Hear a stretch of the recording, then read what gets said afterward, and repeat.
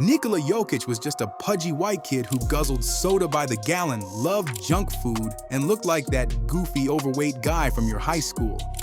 Bio je play zarobljen cijeli centar.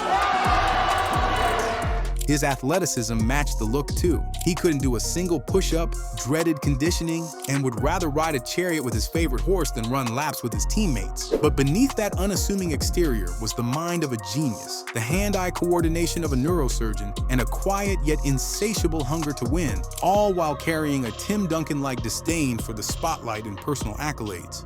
Yet, in a league overflowing with some of the most physically gifted athletes on earth, Jokic just keeps stacking up achievements. 3 MVPs, an NBA championship, Finals MVP, 4 All-NBA first-team selections, possibly his 4th Michael Jordan trophy, and recently he posted the first ever 30-20-20 game in NBA history. So, how the hell does a slow-footed, unathletic white dude not only survive, but dominate the best players of this generation? Well, to find out, we have to go back to Sombor. A small town in northern Serbia with a population of less than 50,000, Sombor is where Nikola Jokic's story begins. During one of his winters in Denver, he described his hometown with a hint of longing. It's super slow, not too much going on, but you have everything. You have a canal, nature. You can get peace of mind outside the city. After my career is over, I'm gonna go back there. I just like to be someplace where I know how to drive a car without navigation. What's that saying? No place like home? Something like that. Jokic grew up in a packed household, led by his father, Branislav, an agricultural engineer. A small 2-bedroom apartment housed Nikola, his 2 older brothers, their parents, and their grandmother, all while constantly welcoming friends and extended family. His cousins, whom he calls his brothers, as is common in Serbia, were always around, turning the house into a lively, chaotic playground. With so many energetic kids under one roof, there was never a quiet moment, just endless noise, laughter, and mischief. His older brothers, Nemanja and Strahinja, were the ones who first sparked his love for basketball. As the youngest by far, 11 years younger than Nemanja, Nikola's earliest memories of the game involved a toy hoop hanging on a door in their home.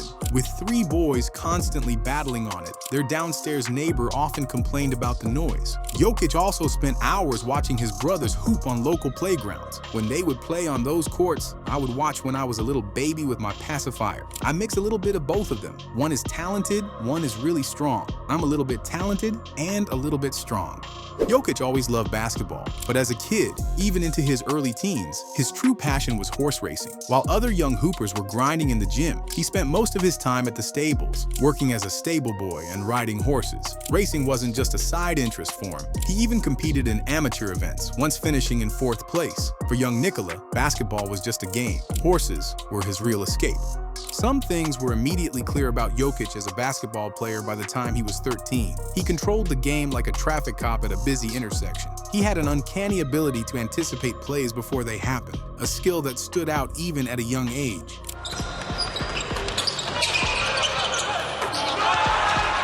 But despite his talent, Jokic wasn't exactly obsessed with basketball. He loved having the ball in his hands and orchestrating the action, but one glance at him made it clear. Conditioning wasn't exactly his top priority. To put it mildly, young Nikola looked nothing like a future dominant talent. Long before he earned the nickname Big Honey, his teenage frame and absent-minded smile made him bear a closer resemblance to Winnie the Pooh. As a teenager pushing 300 pounds, he was far more interested in making a horse do all the running than moving around the track himself. He drank 3 liters of soda a day and dreaded conditioning drills. At one point, overwhelmed by the grind, he quit basketball altogether. It was only after his father and older brother struck a deal with him. He could spend time with the horses if he showed up to practice and completed every drill. Around that time, Jokic discovered YouTube and fell down a rabbit hole of classic NBA highlights, studying Magic Johnson for his passing, Hakeem Olajuwon for his footwork, and Michael Jordan simply because, well, he was Jordan. On the court, his conditioning improved. 1 lap around the gym, 1 suicide drill at a time.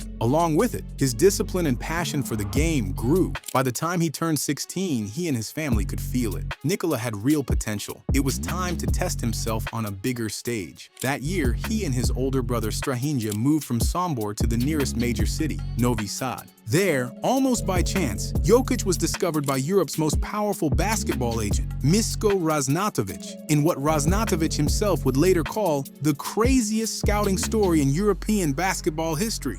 Every day, Raznadovic used to read a Serbian sports newspaper, keeping tabs on youth competitions. One morning in October, a box score from the under-18 league caught his eye: 28 points and 25 rebounds. Intrigued, he took note of the name. A week later, that same player put up an even more absurd stat line: 30 points and 27 rebounds. That was enough. Raznadovic picked up the phone and called his youth scout. To his surprise, the scout, who was familiar with every top young prospect in the region, had never heard of Nikola Jokic. Find out if he's just older than the competition or if he's actually talented, Raznadovic instructed. Minutes later, the scout called back. No, he's not older. He's a little overweight, but he's very different from others. Very talented. He called me back in 3 minutes, said, no, he's not strong, he's very versatile, even little overweight, sneaky, but he's like talented.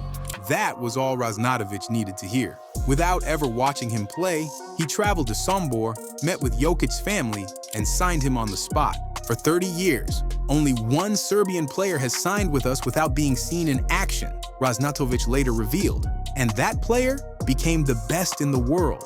Just like that, Nikola Jokic had officially made it to the professional level in Serbia.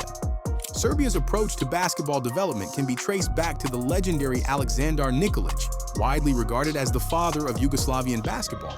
A former physical fitness instructor at the University of Belgrade, Nikolic studied the game extensively, traveling across the U.S. before the 1964 Olympics to learn from top college coaches, including UCLA's John Wooden. What he brought back wasn't just a playbook, it was a philosophy.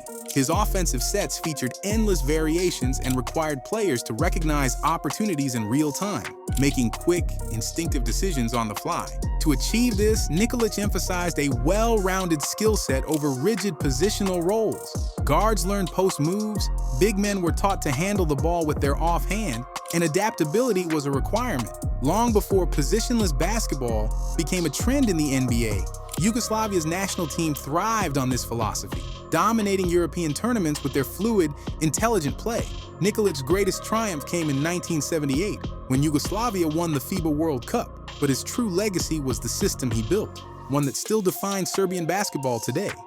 In Serbia, players under the age of 16 don't specialize in positions. Instead, they follow a structured development program that ensures they can play in any situation. Whether facing the basket, posting up, or attacking from the wing, they're trained in every fundamental aspect of the game. The focus isn't just on techniques, but on understanding when and how to apply them, creating players who can read the game at the highest level. When Nikola Jokic arrived at Mega as a 17-year-old, his talent was undeniable, but so was his lack of conditioning. Head coach Dejan Milojevic immediately recognized his potential. "I knew immediately that this guy's incredibly talented," Milojevic recalled, "but his body's in terrible shape." Concerned that Jokic might struggle to keep up in full practices, he had him work exclusively with a trainer for a month before easing him into the team's junior squad. Despite his physical limitations, Jokic's willingness to learn stood out. He wasn't in the greatest physical condition, but he was very coachable, said Branislav Vicentic, his junior team coach. He liked to work on his game. While many young players develop through sheer repetition, Jokic had a natural feel for the game that was almost instinctual. One day, Vicentic introduced a challenging dribbling drill using 2 basketballs, one that even experienced point guards might struggle with. To his surprise, Jokic executed every movement flawlessly on the first attempt. "So I said, 'Come on, you've practiced this, you've done this,'" Vicentic recalled. He said, "No, this is the first time." Vicentic coached Jokic for 1 year, and to this day says he has never seen anyone quite like him before or since. "Listen, I don't want to take credit," Vicentic said. "Some people ask me, 'Hey, you create Nikola Jokic?' I don't know how to make Nikola Jokic. I was blessed to have him on my team." Then, summing up Jokic's brilliance in the simplest way possible, he added, "He's Beethoven. You give him a piano. He makes music." That season, Jokic dominated the junior circuit, winning MVP before making the jump to Mega's senior team. It was there that his unique basketball mind became even more evident. Minutku u prvoj četvrtini, Reljić, Jokić, još jedno zaustavljen, konačno uspeo da poene. Milojevic implemented a drill designed to improve decision-making, where big men had to quickly react based on signals from a coach. If an odd number of fingers were held up, the player had to pass. An even number meant they had to finish. Jokic processed it so effortlessly that they increased the challenge, first by using 2 hands, then by adding another coach on the opposite side of the court, forcing Jokic to calculate the total fingers shown before making his move. Even that wasn't enough to slow him down. With each step, it became clearer. Jokic wasn't just another talented young prospect, he was something special. In the 2013-14 season, Nikola Jokic took on a bench role for Mega's senior team, showing flashes of brilliance, but often playing with the hesitancy of a teenager still figuring out his place. One possession, he'd weave past defenders with ease. The next, he'd be simply moving the ball along, reluctant to assert himself. But Milojevic saw more than just an occasional burst of creativity. He saw a 7-footer with the vision and control of a point guard, capable of dominating inside and orchestrating the game from anywhere on the floor. Whenever he grabbed a rebound, I encouraged him to put the ball on the floor, Milojevic recalled. I don't know how many times he made mistakes, but I knew that I had to swallow them because you could see that it was going to eventually pay off. In 2014, Jokic attended the Nike Hoop Summit, teaming up with future Nugget Jamal Murray. But his 5-point performance didn't exactly scream future best player in the league. Scouts came looking for the next Dirk Nowitzki but saw a player with an average pick-and-pop game and glaring athletic limitations. That skepticism carried into the NBA draft, where Jokic had to wait until the second round to hear his name called, 41st overall by the Denver Nuggets. Not that he was paying attention. When his brother saw the announcement, he popped a bottle of champagne and called to congratulate Nikola. Jokic, half asleep, answered the phone. "Come on, man, I'm sleeping." Then he hung up. Even the NBA didn't give his selection much fanfare. The pick was announced on TV during a Taco Bell commercial for some innovative menu item. Jokic's name flashed briefly on the chyron beneath a shot of melted cheese. After the draft, Jokic traveled to Santa Barbara, California, to spend a month at P3 Applied Sports Science, a renowned training facility known for its advanced athlete assessments. On the first day of his evaluation in August 2014, the results were unexpectedly disappointing. Jokic posted what was, at the time, the lowest standing vertical leap ever recorded by the center, a mere 17 inches, which, as far as anyone knows, remains one of the lowest ever measured for an NBA player. P3 staff, including founder Dr. Marcus Elliott, were uncertain about Jokic's future. Given his underwhelming physical conditioning, they wondered if the second-round pick would even make it to the league, or if he would have a meaningful career at all. After the evaluation, Dr. Elliott approached Jokic and asked if he wanted to reserve any time on the court to work on his basketball skills. Jokic's response was clear. No, he said. No basketball. Basketball is good. Then, as he patted his stomach, Jokic added, "This," referring to his body, "not so good." Jokic lost 35 pounds in the year after the draft, and it paid off. During his draft and stash 2014 to 2015 season, Jokic had taken full control of his team's offense, despite Mega's struggles, finishing with an 11-15 record. Micic Jokic 2-2. Jokic shot tableau. Nikola emerged as the team's leader, averaging 15.4 points, 9.2 rebounds, and 3.5 assists, running the offense from wherever he pleased. He became aware of what he's capable of, Coach Milojevic said. Even with the team's losing record, Jokic's individual brilliance was undeniable. He earned both Adriatic League MVP and top prospect honors, not that he particularly cared. Like his coaches in Denver would later note, Jokic had little interest in personal accolades or stat padding, but at Mega, the focus was always on long-term development rather than immediate success. As Milojevic put it, at Mega, we do what is best for the player. At first, Nikola was an afterthought in Denver, a second-round European draft pick, typically a draft and stash player, a category historically filled with few success stories. The list of players drafted that late and actually making a meaningful impact at the time had essentially 3 names: Toni Kukoc, Manu Ginobili, and Marc Gasol. Yet despite the odds, Denver fans found themselves intrigued. Ironically, they were likely more excited about another draft and stash prospect, Joffrey Lauvergne, whom many believed to be the more polished player. Even Tim Connolly, the Nuggets GM at the time, was higher on Lauvergne in early 2015, saying, "I think Joffrey's much closer. He's older. He is more physically mature." Initially, Jokic came off the bench, averaging about 17 minutes a game. The incumbent center Jusuf Nurkic was still recovering from knee surgery, which had cut his promising rookie season short, and it was Lauvergne who got the starting nod. When Lauvergne hurt his back just a few games into the season, the Nuggets had to play small. New head coach Michael Malone was hesitant to insert the Serbian rookie into the starting lineup, but then Jokic erupted for 23 points and 12 rebounds against Tim Duncan and the San Antonio Spurs, forcing Malone's hand. Jokic started the next game, following up with an 11-point, 11-rebound double-double a few games later against the Golden State Warriors, who won 73 regular season games that year. However, when Lauvergne returned, Jokic went back to the bench. That lasted until January when Nurkic returned. And surprisingly, Malone chose to start Jokic, electing to ease Nurkic back into the rotation. From there, Jokic's breakout continued, with more 20-plus point games and regular double-doubles. His passing, which would become the hallmark of his game, began to shine through. Despite having a promising newly drafted point guard, it was Jokic, the center, consistently racking up 4 or 5 assists per night. In the final 3 games of his rookie season, Nuggets fans got a glimpse of the potential future, a twin tower lineup featuring Jokic and Nurkic. The results were mixed. Denver beat a Spurs team resting for the playoffs, but then dropped back-to-back games to close out the season. While it was clear the Nuggets had 2 immensely talented big men, questions remained about how they could coexist on the court together. At the end of the season, Jokic finished 3rd in the 2016 NBA Rookie of the Year award voting and earned NBA All-Rookie First-Team honors. Before the game, it just feels good to play in this building. He goes, yes, it does. Jokic is wide open.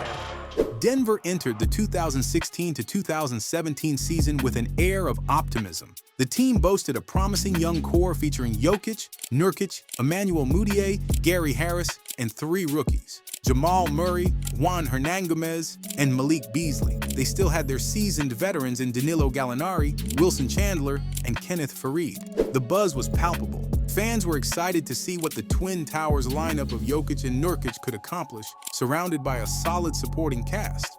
However, the experiment didn't pan out as hoped. The paint became congested, the offense struggled to find rhythm, and far too often Malone was forced to limit Jokic's minutes in favor of a more traditional lineup. After 8 games and a 3-5 record, Malone pulled the plug on the Twin Towers experiment, opting to put Jokic back on the bench. This wasn't because Jokic wasn't the right fit with the starters. Hindsight tells us that was far from the case, but rather because of egos. Jokic, ever the team player, didn't mind coming off the bench, and in fact, even offered to do so. On the other hand, Nurkic wanted to start. The issue was that even with Nurkic in the starting lineup, the team still struggled. The lane remained clogged, limiting Mudiay, Gallinari, and Chandler's ability to drive to the basket. Nurkic wasn't as effective a rebounder as Jokic, and his sometimes erratic shot selection near the rim made opposing teams more comfortable challenging him one-on-one in the post instead of sending help. And when Nurkic was double-teamed, his lack of passing ability made it harder to find the open man. Against Denver last year. Ball slips out of Mudiay's hand.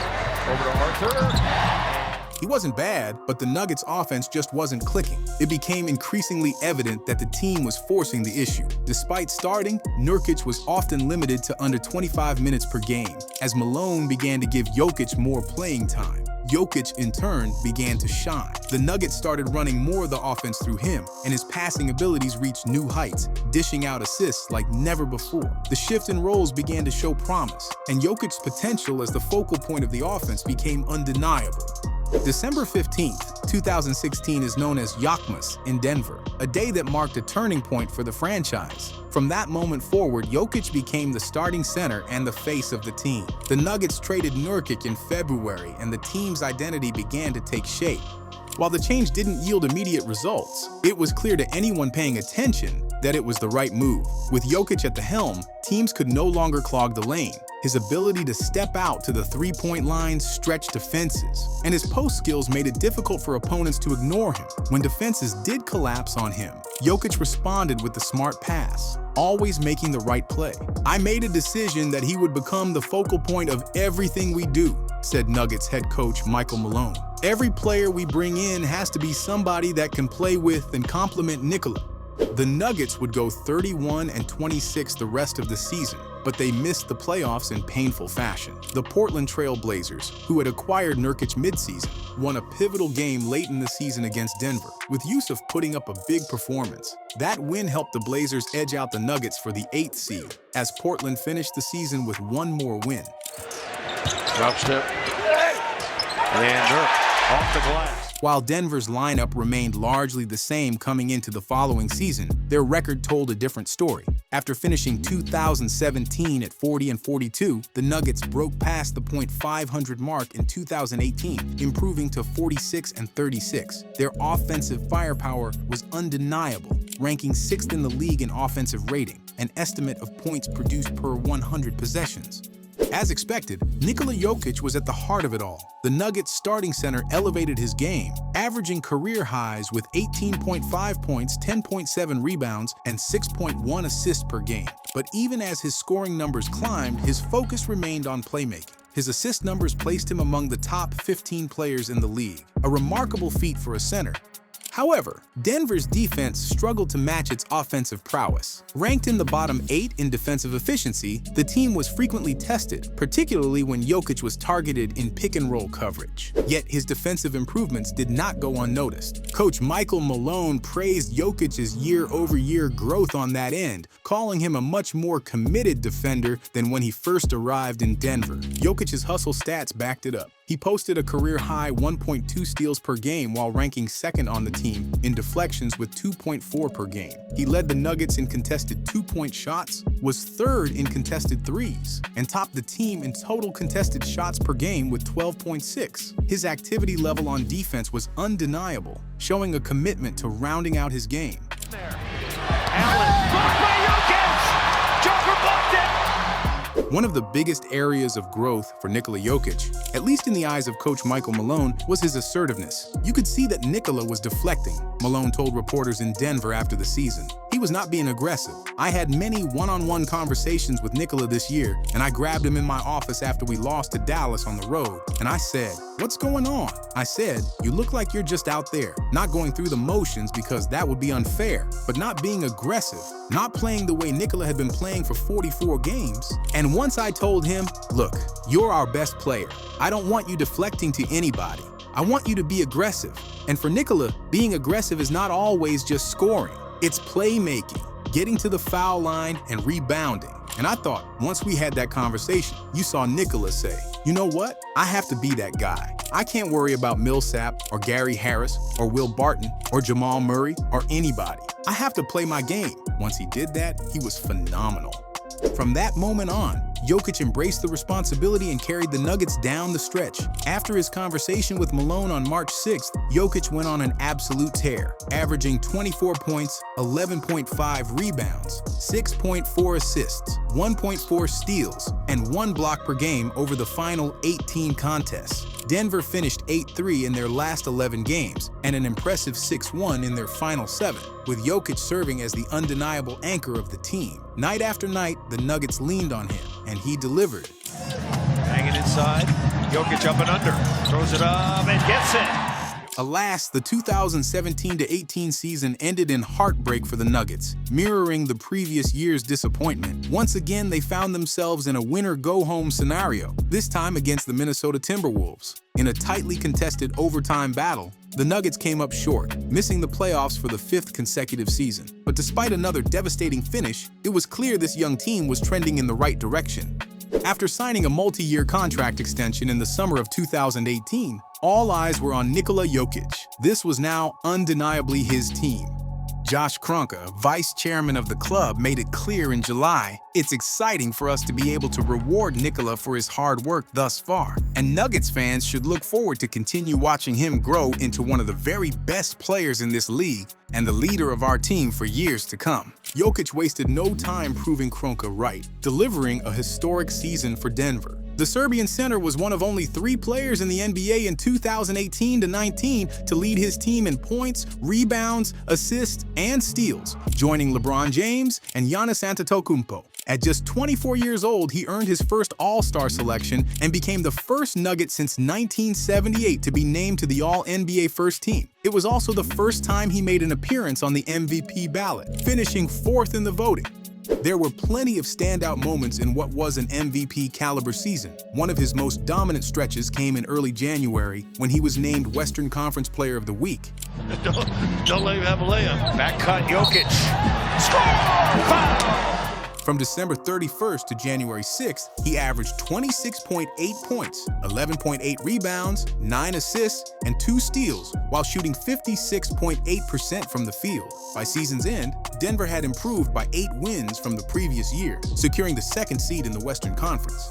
As great as Jokic was in the regular season, he elevated his game even further in the playoffs. In his first ever postseason appearance, he put up staggering numbers: 25.1 points, 13 rebounds, 8.4 assists, and 1.1 steals per game while shooting nearly 40% from 3. His playoff production placed him in elite company, stacking up against the likes of Shaquille O'Neal, David Robinson, Hakeem Olajuwon, and Patrick Ewing. His teammates took notice. "I just feel like Jokic is unstoppable," Will Barton said. "On the offensive end, there is nothing he can't do. He can handle the ball, he can shoot it, he can pass it, post moves. What can he do?" He added. "Just the best big man in the league in my observation." Jokic also showed his growth as a leader. After Denver's second-round exit, despite posting 29 points and 13 rebounds in Game 7 against the Trailblazers, he took responsibility for a missed free throw with 11.4 seconds left that could have cut the deficit to 2. "They look at me as a leader. They look at me as their best player, and yeah, I missed that one free throw at the end," Jokic said. It was a crushing end to an otherwise monumental season, one that cemented Nikola Jokic as not just the face of the Nuggets, but one of the best players in the NBA. It takes away for your ability to jump and contest shots. Jokic into the lane. Basket count.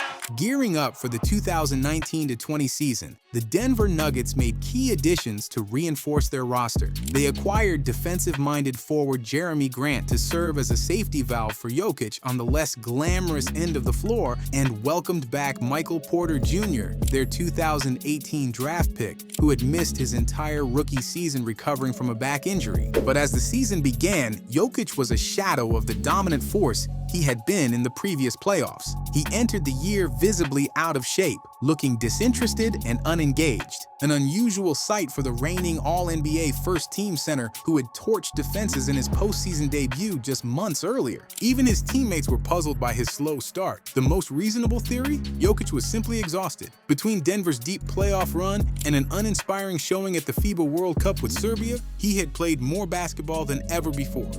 Through the first 17 games of the season, Jokic averaged just 15.6 points while shooting a concerning 23% from 3. His rebounding at 10 per game and playmaking of 6.0 assists remained strong, but his overall impact was clearly diminished. Nuggets head coach Michael Malone defended him at every turn, acknowledging that while Jokic's numbers were still solid, they didn't measure up to his previous standard.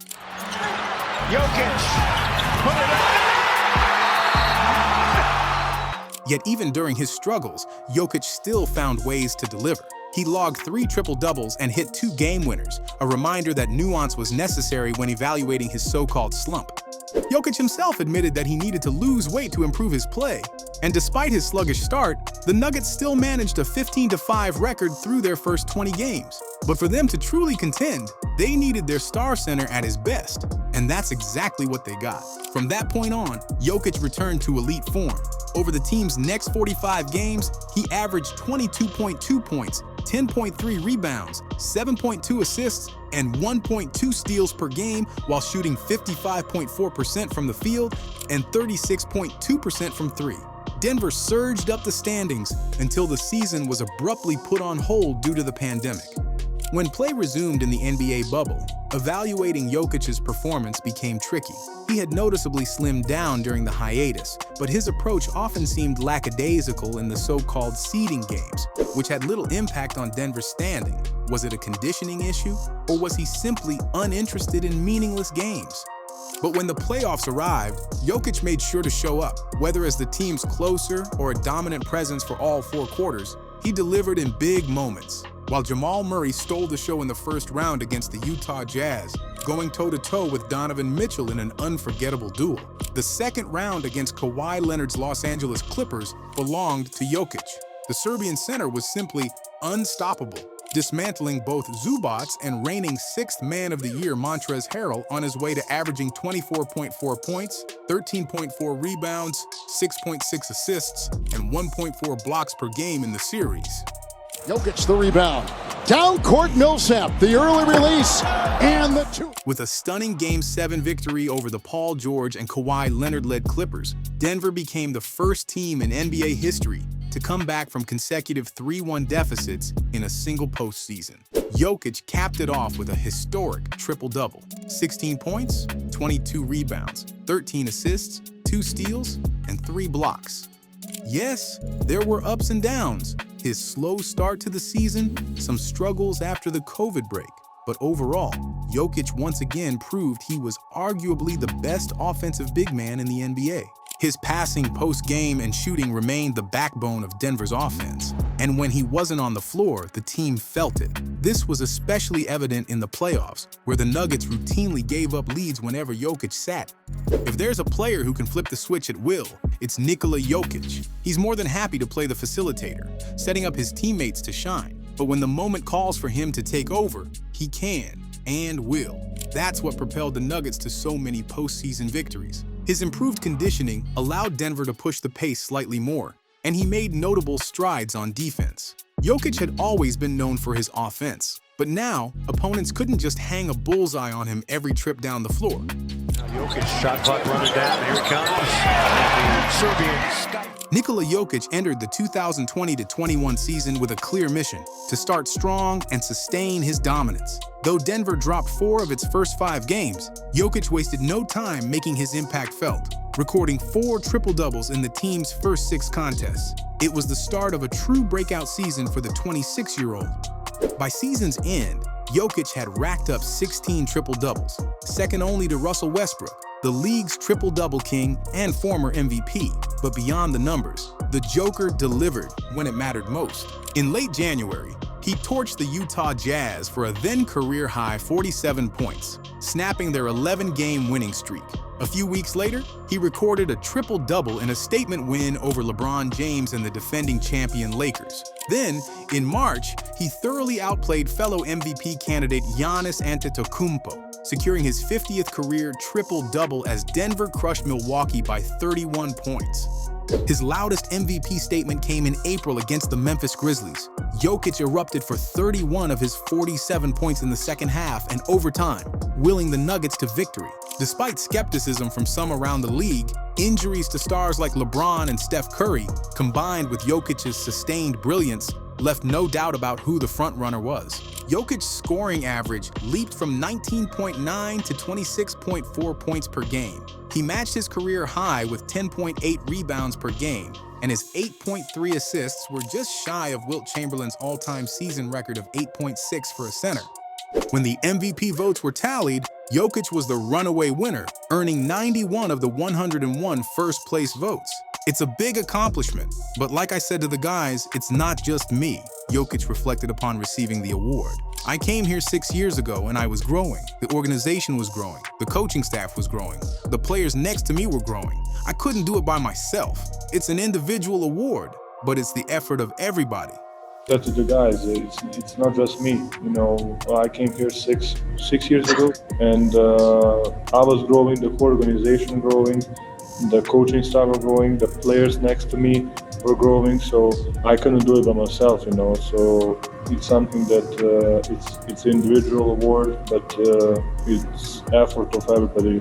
Jokic also made history as the lowest draft pick ever to win MVP. Previously, the record belonged to Steve Nash and Giannis Antetokounmpo, both selected 15th overall. Jokic, he was taken 41st, and by season's end, he had become #1 in the NBA. Despite a season filled with injuries, Jokic led the Nuggets to a 47-25 record and the 3rd seed in the Western Conference. With Aaron Gordon seamlessly integrating into the lineup after a late-season trade, Denver looked primed for another deep playoff run until disaster struck. On April 12th, in a game against Golden State, Jamal Murray's knee buckled. The Nuggets had to enter the postseason without their second-best player and the other half of the league's most dangerous 2-man game.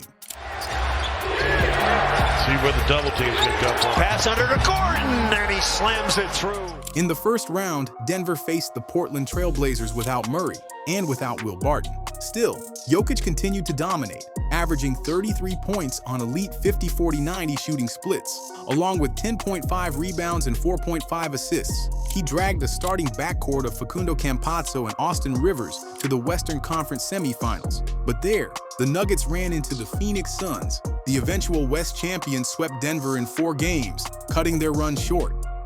At this point, what's left to say about Nikola Jokic that hasn't already been said? After winning his first MVP award in 2020-21, the Nuggets superstar somehow managed to follow it up with an even better season, and he did it under far more difficult circumstances.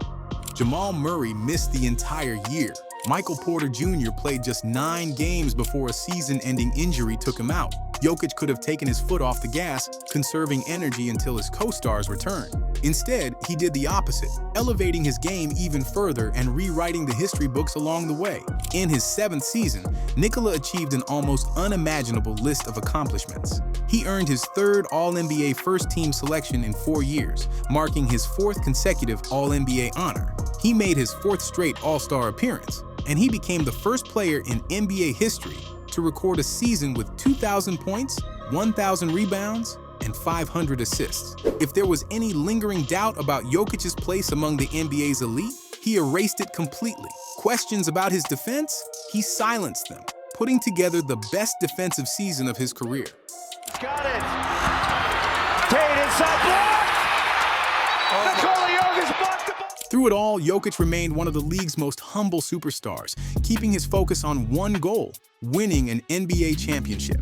Statistically, he was the heart of the Nuggets in every way. He led the team in points, rebounds, assists, steals, and blocks, becoming just the 6th player in NBA history to lead a team in all 5 major categories for an entire season. He also paced Denver in field goal percentage. His impact wasn't just felt on the stat sheet, it was historic. Jokic's 32.8 player efficiency rating set the record for the highest single-season mark in league history. He also led the NBA in VORP, box plus minus, and win shares. In the postseason, the shorthanded Nuggets predictably fell to the eventual NBA champions, the Golden State Warriors, in 5 games. It took everything to pull out a win in Game 4, and Denver pushed the Warriors to the brink in Game 5, but ultimately, they couldn't overcome their disadvantages. Steph Curry, Klay Thompson, and Jordan Poole ran the Nuggets' guard rotation ragged, and Jokic didn't have the mobility to cover for Denver's perimeter mistakes. That, combined with the absence of Murray and Porter Jr., proved to be too much to overcome. The season may not have ended the way Jokic had hoped, but it capped off one of the most dominant MVP campaigns in history, with Nikola joining an exclusive club as just the 13th player in league history to win back-to-back MVPs. And with the offseason ahead, he planned to recover, regroup, and return at full strength, this time with his key teammates back at his side, for another run in 2022-23. 30 seconds, Jokic, then a little hesitation, puts it in! The Nuggets underwent sweeping changes to their roster during the 2022 offseason and into the 2022-23 season with 3 clear objectives: defense, versatility, and intelligence. Every addition had to have at least 2 of those attributes, even if it meant overhauling the previous roster. Out went Monty Morris, Will Barton, Austin Rivers, Facundo Campazzo, Bryn Forbes, Marcus Howard, JaMychal Green, and DeMarcus Cousins. 6 of them stood 6 feet 5 inches or shorter, while Green and Cousins lacked the mobility Denver sought in its front court behind Jokic. In came Kentavious Caldwell-Pope, Bruce Brown, Ish Smith, Christian Brown, Peyton Watson, DeAndre Jordan, Jack White, and Colin Gillespie. What stood out about this group wasn't just their size, but their fit. The 2 players Denver planned to rely on most, Caldwell-Pope and Brown, were smart, defensive-minded veterans with wingspan and athleticism, perfect complements to the Nuggets' core. With this new roster identity, Denver leaned into defense-first basketball. The only player in their primary rotation who wasn't a capable defender was Bones Hyland.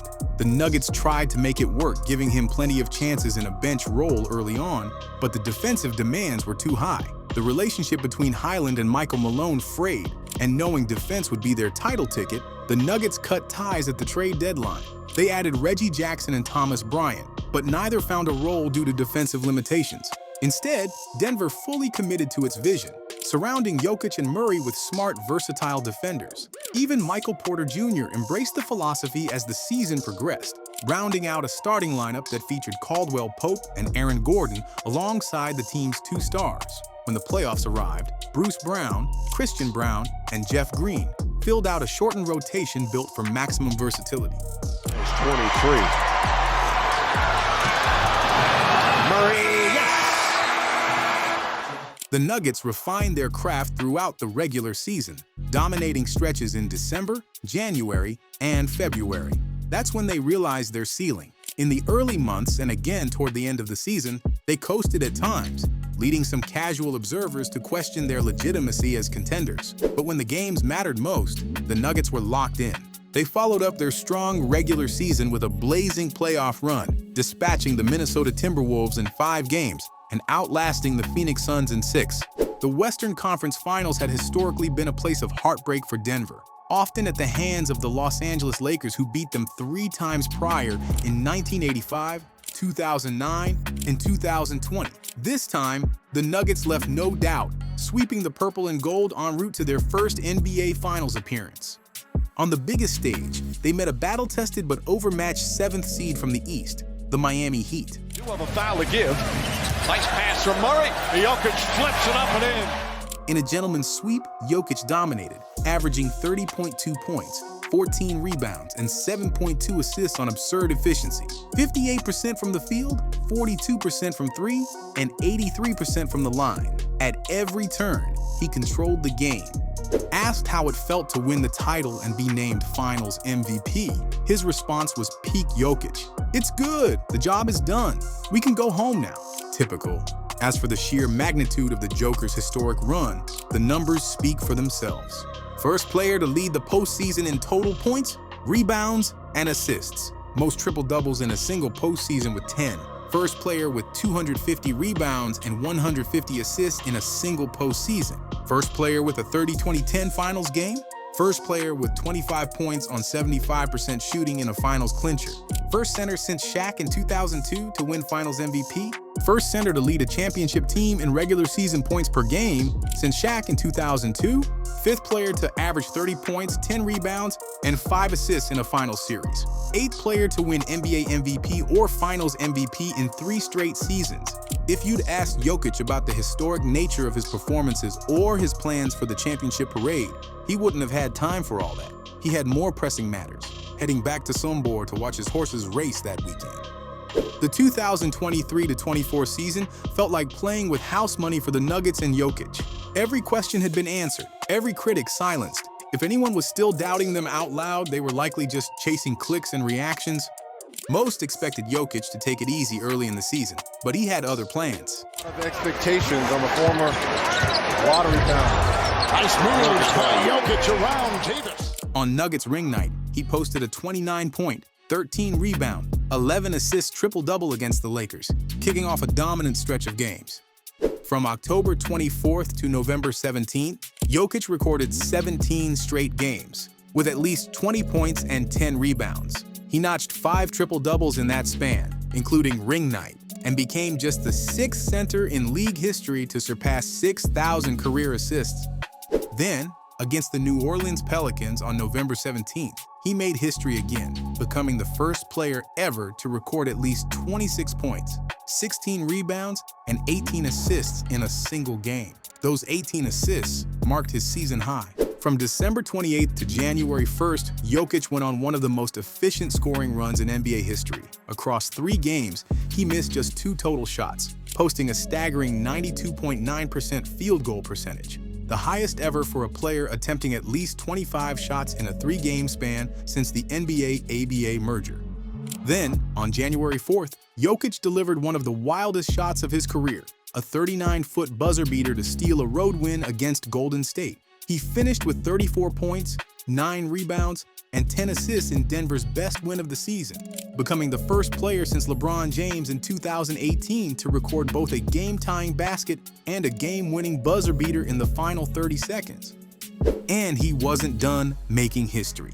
On February 22nd, Jokic became just the 3rd player ever to record a triple-double against all 29 NBA opponents, with a 21-point, 19 rebound, 15 assist showcase against Washington. 14-footer, float it, no, tip it, yes. The big tipper going to work. To close out the regular season, Jokic dropped 41 points on 16 of 20 shooting and grabbed 11 rebounds against the Timberwolves on April 10th, sealing Denver's second-place finish in the West, just one game ahead of Minnesota.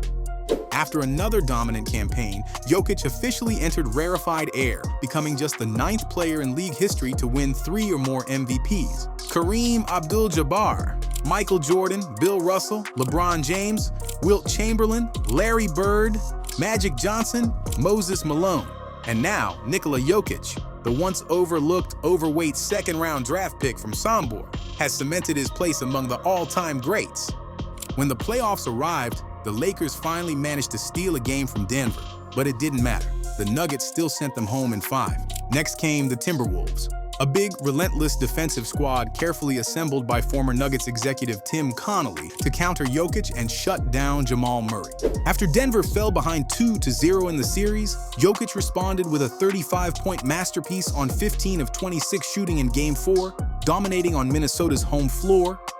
Then 2 nights later, he somehow outdid himself, dropping 40 points and 13 rebounds in Game 5, one of the greatest performances of his career.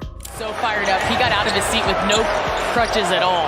He looked every guy in the face and said, "We have to be smart offensively." But Denver had a problem. Jokic was the only consistent star. Murray, who torched the Lakers in the first round, struggled against Minnesota's long, physical defenders. Aaron Gordon battled admirably, but was left open on purpose as the Wolves prioritized shutting down Murray, Porter Jr., and Caldwell Pope. In Game 7 on their home floor, Denver stormed to a 53-38 halftime lead behind a hot start from Murray. Then Minnesota's defense took over. The Wolves closed the third quarter on a 28-9 run, pulling to within a single point heading into the fourth. Rudy Gobert gave Minnesota its first lead since the first quarter, and when Karl Anthony Towns picked up his 5th foul, Naz Reid, this year's 6th Man of the Year, delivered at both ends to keep the Wolves ahead. Murray, looking to bounce back from a brutal 4 for 18 shooting night in Denver's Game 6 loss, poured in 35 points on 13 of 27 shooting. Jokic added 34 points and 19 rebounds, but Denver got little help. No other Nugget reached double figures. As the final seconds ticked away, Anthony Edwards dribbled up the floor and waved goodbye to the stunned Ball Arena crowd. Despite Denver's 33-8 home record, the second best in the league, the Wolves had won 3 times in the series. Minnesota's 15-point halftime comeback, the largest ever in a Game 7 in NBA playoff history. So much was being placed on their shoulders. Nuggets coach Michael Malone said post-game, "We're expecting Jokic and Jamal to keep pulling rabbits out of their hat, man, and somebody else has got to give some help." When it was all said and done, now Denver top 6 in the league and fewest turnovers as Jokic dropped points. Jokic's postseason stat line reflected his greatness: 28.7 points, 13.4 rebounds, 8.7 assists, and 1.2 steals on 54.5% shooting. It just wasn't enough this time around. With more time to rest and recover than expected, Nikola Jokic shifted his focus to the Serbian national team and their pursuit of an Olympic medal in Paris, where Serbia was among the favorites to reach the podium. In the quarterfinals against Australia, Jokic powered Serbia to a historic Olympic comeback, erasing a 24-point deficit with a near triple-double: 21 points, 14 rebounds, 9 assists, plus 4 steals and 2 blocks. Then came the must-see semifinal against the star-studded USA. Serbia came out on fire, playing the better basketball for 3 quarters and stunning the American squad with their execution and intensity. At one point, Team USA, stacked with NBA superstars, trailed by 17 to a Serbian roster with just a handful of NBA players. But in the final stretch, the Americans leaned on their veteran talent, as Steph Curry's red-hot shooting and LeBron James's rare Olympic triple-double pulled them across the finish line. Despite the heartbreaking loss, one thing was clear: Nikola Jokic was so great that he nearly led Serbia past a U.S. squad featuring LeBron, Steph, Embiid, KD, Devin Booker, and Anthony Davis. Jokic responded by leading Serbia to a bronze medal, capping off the tournament with just the 5th triple-double in Olympic history in a win over Germany. Across 6 games, he averaged 18.8 points, 10.7 rebounds, and 8.7 assists while shooting 53.8% from the field. Jokic going up against Reith. Little turnaround on the baseline. Incredibly, he led all players in total points, rebounds, assists, and steals, becoming the first player in Olympic history to accomplish such a feat. It's been a long road, but we're finally here.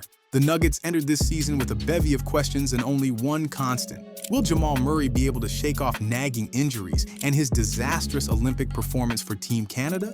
Can Aaron Gordon slow down his aging and remain a defensive safety net while continuing to be a reliable lob target for Jokic? Is Christian Braun ready to fill the void left by Kentavious Caldwell-Pope's departure to Orlando?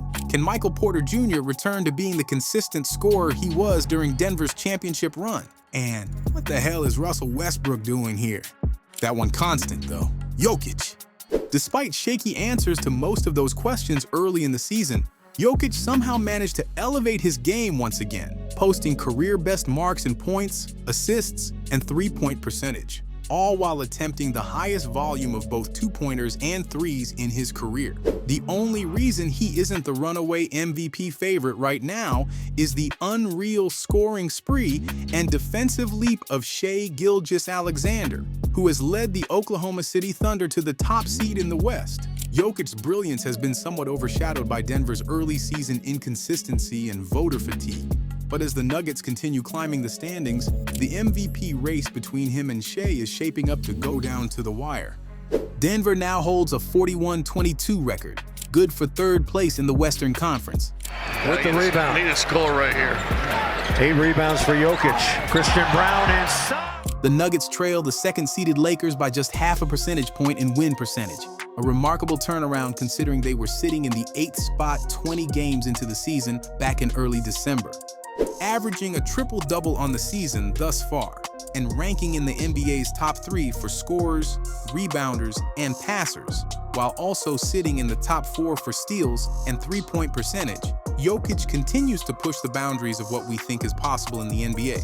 Add to that the fact that he's doing it with the speed and jumping ability of a typical YMCA white guy in a league filled with the most explosive jump and run athletes in the world, and his achievements shine with a brilliance we've never seen before. 10 seasons into his NBA career, Nikola Jokic is still writing one of the most improbable success stories in league history, the kind that streaming companies will wage bidding wars to script and film once he hangs it up and retreats to Sombor for good. His accolades already stack up against the greatest players of all time, with a few more championships likely being the only thing standing between him and undisputed recognition as an all-time great. Do you think he can reach the NBA mountaintop again? Let us know in the comments. And don't forget to like, subscribe, and hit the notification bell for more in-depth basketball stories and analysis.